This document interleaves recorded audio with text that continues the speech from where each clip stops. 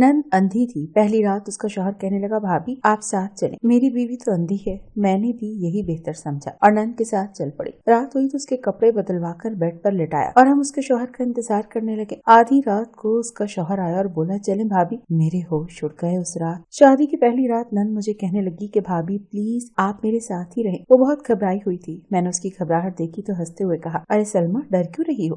तुम्हारा शौहर तो इतना अच्छा और नर्म दिल है, तुम्हें उससे डरने की क्या जरूरत है? ये सुनकर वो रोने लगी और कहा, भाभी मैं अपने शौहर से नहीं डर रही, बल्कि मैं इसलिए डर रही हूँ कि मैं उसे वो बात कैसे बताऊंगी। नंद की बात सुनकर मैंने उससे कहा, तुम टेंशन मत लो, हमने उसे सारी बात बता दी है, वो ये बात जानता है। मेरी बात सुनकर नंद और परेशान हो गई और कहा, अब तो मुझे और मुश्किल लग रहा है, ये सब मैं कैसे करूंगी? नंद की बात सुनकर मैंने उसे तसल्ली दी, कुछ नहीं होता, मैं तुम्हारे साथ हूं ना, तुम फिक्र मत करो। मैंने उसका हाथ मजबूती से पकड़ लिया और हम दोनों बेड पर बैठी उसके शौहर के आने का इंतजार करने लगे। मेरा नाम नादिया था और मेरी शादी को कई साल हो चुके थे। मेरे सास ससुर तो नहीं थे, मगर एक नंद थी जो बेचारी अंधी थी। मेरा शौहर बाहर के मुल्क में काम करता था, परदेश पैसा कमाने गया हुआ था। हर 6 माह बाद घर आ जाता।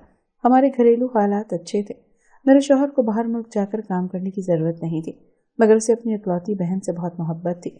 इसीलिए वो चाहता था कि उसके पास इतने पैसे आ जाएं जिससे वो अपनी बहन की आंखों का ऑपरेशन करा सके। इसीलिए मेरे शौहर ने बहन की खातिर कुर्बानी देने का फैसला किया और बाहर मुल्क चला गया। उसे जाते वक्त अपनी बहन की जिम्मेदारी मुझ पर डाली थी और कहा कि तुम मेरे जाने के बाद मेरी बहन का ख्याल रखना। मैं अपने शौहर से मोहब्बत करती थी, इसीलिए मैं दिलो जान से अपनी नंद का ख्याल रखने लगी, ताकि मेरी नंद ये न सोचे कि उसका भाई चला गया है तो भाभी ने उसे बिल्कुल छोड़ दिया। मेरी नंद का नाम सलमा था और वो 18 साल की खूबसूरत लड़की थी। उसकी आंखें बहुत बड़ी और प्यारी थी, मगर अफसोस कि उस कायनात का हुस्न देख नहीं सकती थी।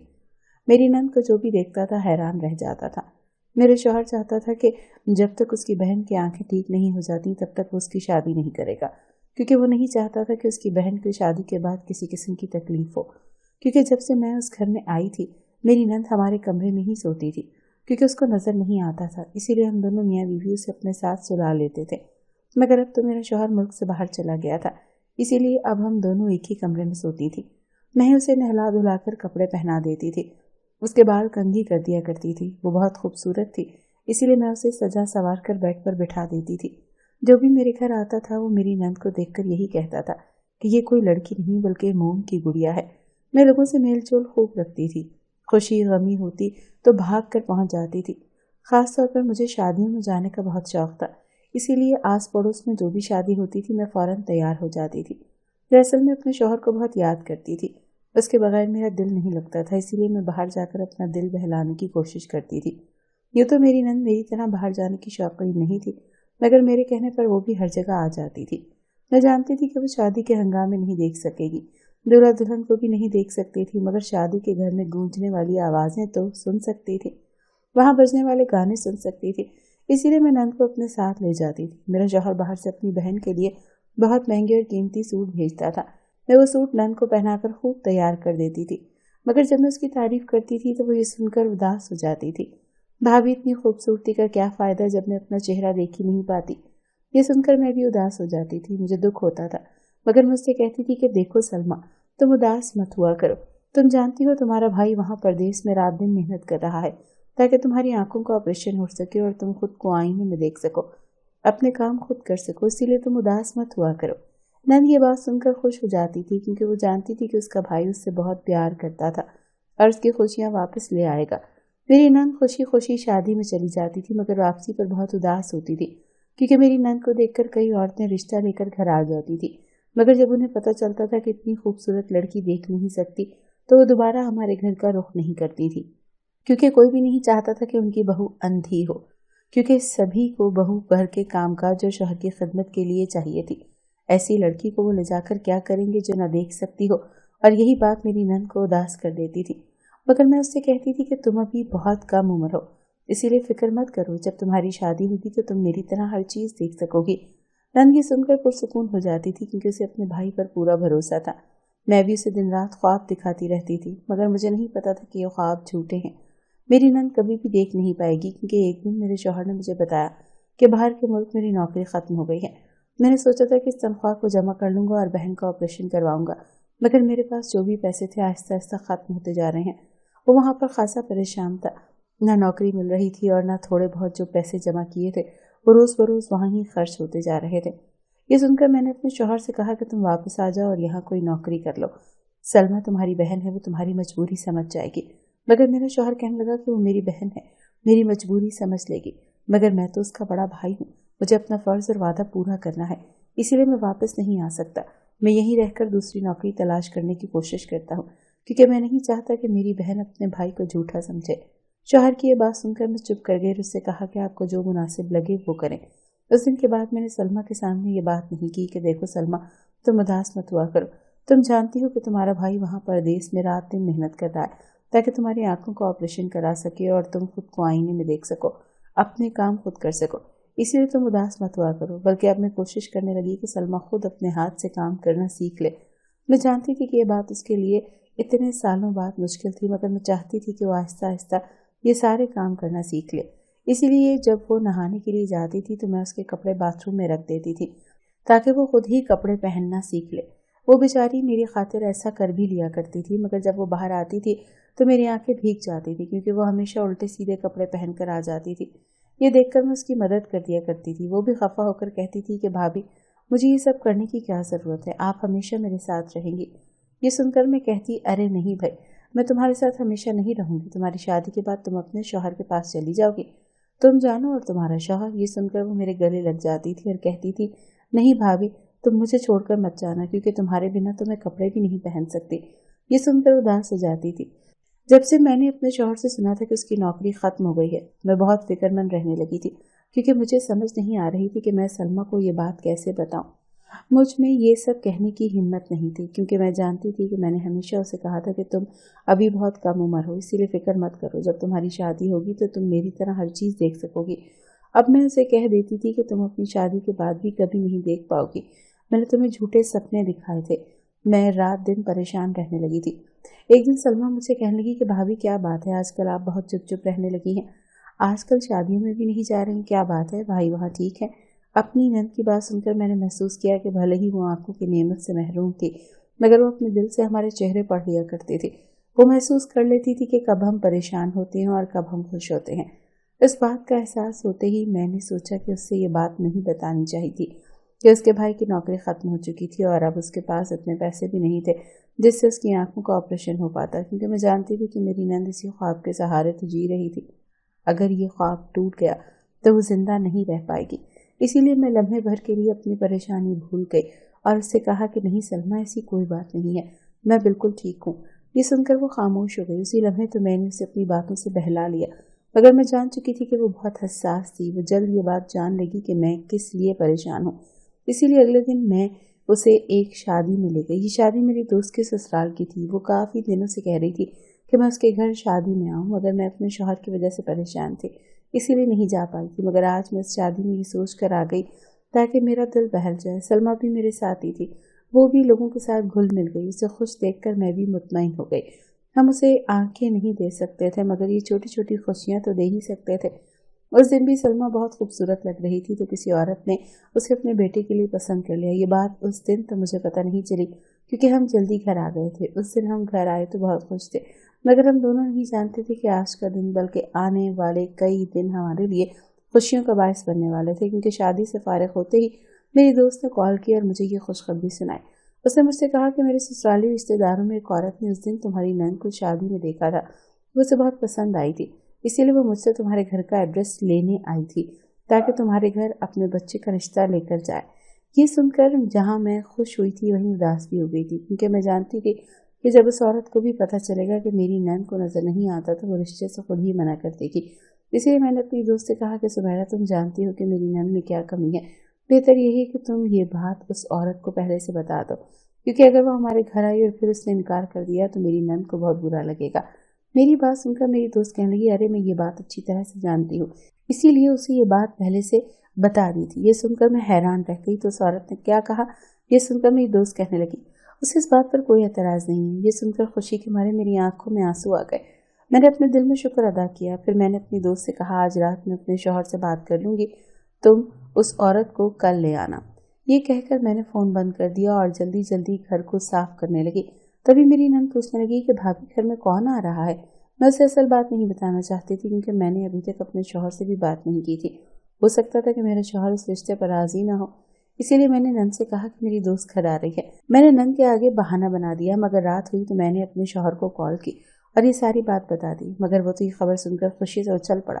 कहने लगा, मैं यहाँ कई हफ्तों से नौकरी तलाश कर रहा हूँ मगर मुझे नौकरी नहीं मिली। मैं वापस घर आना चाहता हूँ, मगर ये सोच कर रुक जाता था कि अपनी बहन को क्या मुंह दिखाऊंगा।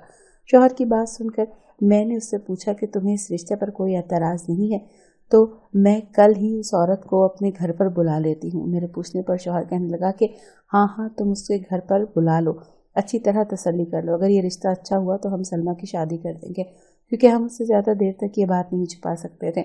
हम उसके ख्वाब पूरे नहीं कर पाएंगे। शौहर से बात करने के बाद मैंने कॉल काट दी। अगले से वो औरत हमारे घर आई तो उसने आते ही कह दिया कि मेरा एक ही एक बेटा है, इसीलिए मैं उसके लिए चांद सी दुल्हन लाना चाहती थी। ये सुनकर मैंने दोबारा उसे डरते डरते पूछा, दरअसल मेरी नंद देख नहीं सकती। मगर उस औरत ने मेरी बात मुकम्मल नहीं होने दी और कहा, देखो बहन, हमें इस बात पर कोई एतराज़ नहीं। मुझे अपने बेटे के लिए खूबसूरत सी लड़की चाहिए। ये मेरे बेटे की तस्वीर है, आप देख लें। अगर उससे बात करना चाहें तो मेरे घर आ जाएं। ये सुनकर मैं खुश हो गई और जब उस औरत के बेटे की तस्वीर देखी तो मेरे होश उड़ गए।